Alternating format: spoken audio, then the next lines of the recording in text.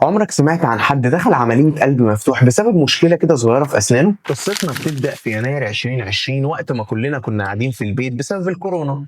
كان في واحد بريطاني اسمه مارتن قاعد زيه زينا بيتفرج على التلفزيون وبيتسلى في شوية فشار. مرة واحدة قشرة من الفشار دخلت بين أسنانه. مارتن زيه زي أي حد في الدنيا بدأ يدور على أي حاجة يشيلها علشان عمالة تضايقه. لبست قلم تمام، حتة خلة سنان كده مرمية هنا ولا هناك ما يضرش، المهم حاجة تأدي الغرض.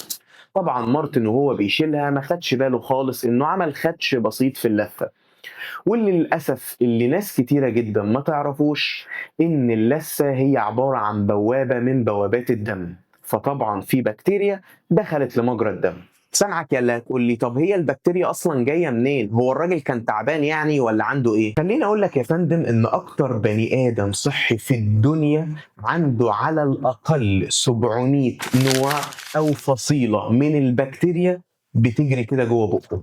خلي بالك انا قلت 700 نوع مش 700 بكتيريايه. نرجع لمارتن اللي بعد كام يوم بدأ يحس بشويه ارهاق على شويه صداع، وزيه زي اي واحد بريطاني واعي قال لك انا هروح للدكتور اعرف هو في ايه.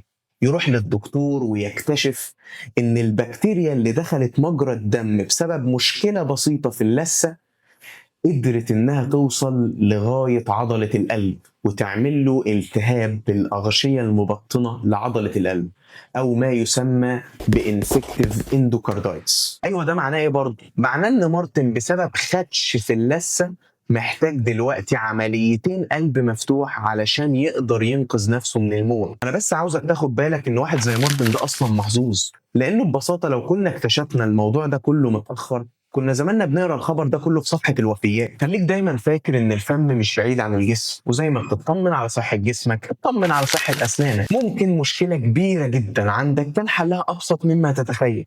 في حالتنا هنا زيارة لدكتور الاسنان انقذت حياة مش بس اسنان.